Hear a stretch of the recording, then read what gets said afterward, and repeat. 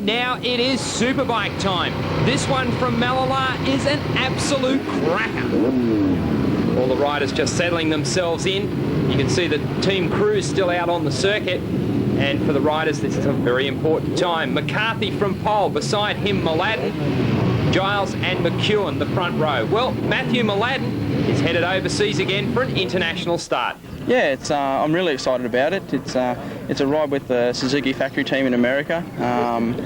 Fred Merkel retired after a reasonably bad accident in the last race over there, who was riding for Suzuki this year, and they offered me the ride. And unfortunately, you know, I had a couple other things on the go for World Championship, but nobody was really able to commit themselves at the time, and I really couldn't let this deal go past. It's quite a good deal. Factory equipment, the good Dunlop tyres, same sort of tyres we've been using here this year, and I feel it's a good step to get back into international racing without the pressure of World Championship. Ken Wootton, my co-commentator, editor of Australian Motorcycle News. Ken, it's great to see Matthew getting back out there and making inroads into international competition again. Well, not only Matt Mallala, but good chance of Kirk McCarthy joining him as they head off. Look at that first corner. Giles and Mallala, they've gone out wide, both after the same piece of bitumen. Mallala, can he get back on? That's close, just back on as he gives chase. There's a bit of a look behind and says, what happened there? Well, McCarthy's pulled the pin. He says, thank you very much, and roars off into the lead. Robbie Baird, his teammate, in behind him. Gee, wasn't that close. Here's Mallala again, as he's just come back onto the track, has a bit of a look behind. I'd say he was looking to see where Sean Giles was, but we'll have to ask him after the race. What a start. I mean, everybody just wanted the same piece of tarmac, Kenneth. They don't all fit. Well, you don't often see that, but I would suggest that perhaps all these riders are so fired up, so focused. McCarthy, in some ways, lucky that he missed that action, but he's now got free track in front of him, desperately trying to make a break. He's got his teammate, Robbie Baird, in there in second place, acting as a buffer. Benny Archibald, the privateer, in third. Then Marty Craggle on the Kawasaki. Jason McEwen on the Ducati. Where's Matt Mallala? There he is, tucking in behind McEwen now, but he's a long way behind McCarthy. Yes, I think he's got his work cut out for him, and it is Robbie Baird riding shotgun for him at the moment. But how about this on the Fiber Flash Kawasaki? Benny Archibald really has managed to put a great season together, and that is a strong, strong performance from him. There's a lot of factory riders behind him right at the moment. That is Martin Craggle, bike 2, and his team Kawasaki machine. It's got plenty of pace. But just watch the style of this man out in front. Bike 6, Kirk McCarthy. And as for style, in behind him, Robbie Baird, the power sliding king here at Mallala, really does get the thing sideways.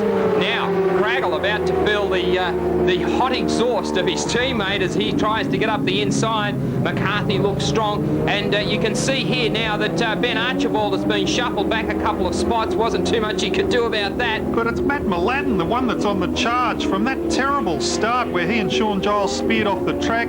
He's coming up beside Archibald. He's through. He's on Craggle round the outside. That's an amazing move. Can he hold it? In behind Robbie Baird. Matt Mallala is riding like a man possessed. Whether his tyres are going to go the full 23-lap distance at this pace, we can only guess, but he's already up to third. He's got Robbie Baird in his sights. If he can get past the Honda, he's got clear track between himself and McCarthy. Mallala not happy to be knocked off pole position, believed he'd put in a faster time than McCarthy during Saturday's qualifying.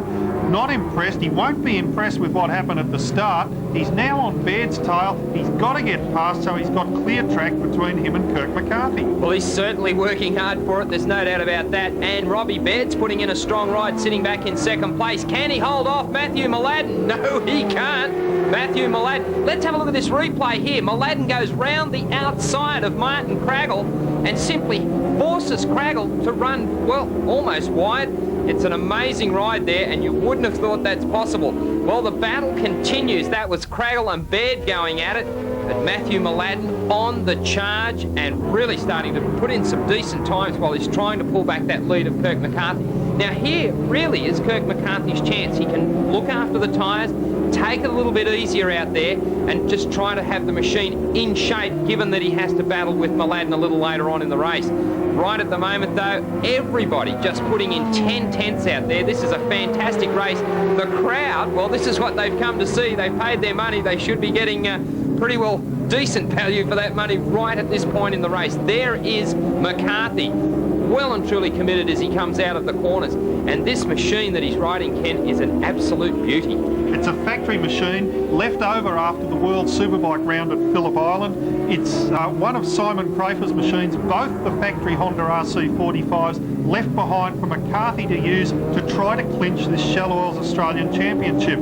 The value, roughly $250,000 per machine. They're on loan to the Honda team in Australia. Mallala tucked in behind on the Kawasaki ZXR, built and developed in Sydney by Peter Doyle, the Kawasaki team, the most powerful bike out there in the field. It's got something like 147 horsepower at the rear wheel.